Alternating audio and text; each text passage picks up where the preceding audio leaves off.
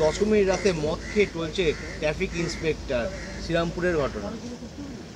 পুলিশের তো কাজ এখন ওটাই হয়ে গেছে, চাঁদা তোলো, পয়সা তোলো, মদ খাও, ফুর্তি করো আর টিএমসি পার্টির হয়ে কাজ করো। সেই জন্য পুজোর আগের থেকে যেভাবে মানুষের উপরে ওরা ঝাঁপিয়ে পড়েছিল ফাইনের নাম করে চাঁদা তুলতে, সে টাকার তো খরচা করতেই হবে। তো সেটা কনস্টেবলকে, ইন্সপেক্টরকে দেখলেই বোঝা যাচ্ছে টাকাগুলো কোথায় গেছে। ভেটাগুড়িতে বিজেপি কর্মীর বাড়ি ভাঙচুর, লুটপাট, অভিযোগ তৃণমূলের বিরুদ্ধে। ইলেকশন আসছে, আমাদের কর্মীদের ভয় দেখাবার চেষ্টা হচ্ছে সব জায়গায়। গুন্ডারা এই করে চাইছে বিরোধী শূন্য হোক, কেউ যেন রাস্তায় না বেরোয়, ওরাই জিতবে। জিনিসটা এত সহজ হবে না।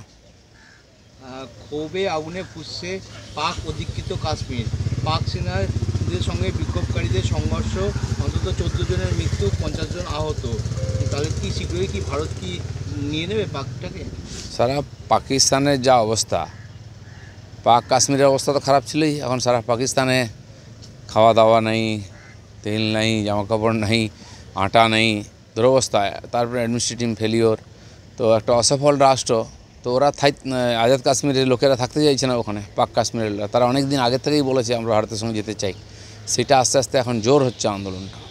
নোটিশ না দিয়েই ফের জল ছাড়ল ডিবিসি, ডিবিসি জল ছাড়ানি রিপোর্ট তলব নবান্নের। ডিবিসিতে রাজ্য সরকারের একজন প্রতিনিধি আছেন, তাদের সঙ্গে কথা বলে আশেপাশের জেলাকে খবর দিয়ে তারপরে জল ছাড়ে ডিবিসি। এমনি হঠাৎ করে জল ছাড়ে না, এটা মিথ্যা কথা এখানে প্রচার করা হয়। এরা সামলাতে পারে না, সেই জলটা এলে কীভাবে বেরোবে কোনটা দিয়ে, তার কোনো ব্যবস্থা নেই।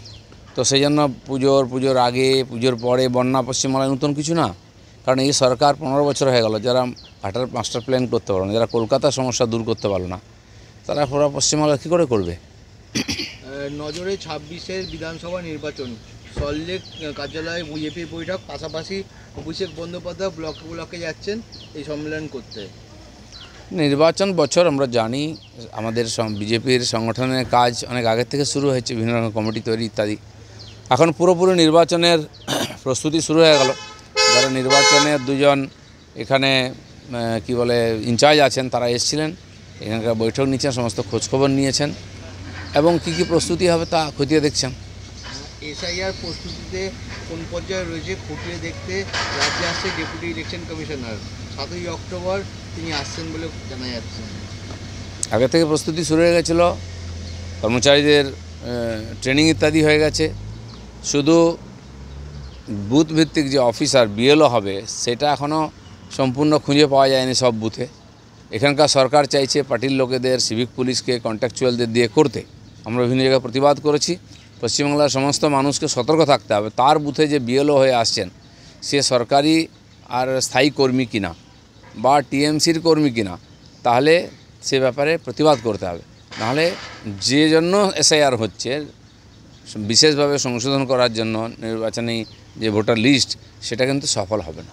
যুবকের মুখে নিষিদ্ধ বাজি ফাটানোর অভিযোগ ভিলেজ পুলিশের বিরুদ্ধে, ধৃত রামপুরহাটে আদালতে পেশ, 7 দিনের জেল হেফাজত।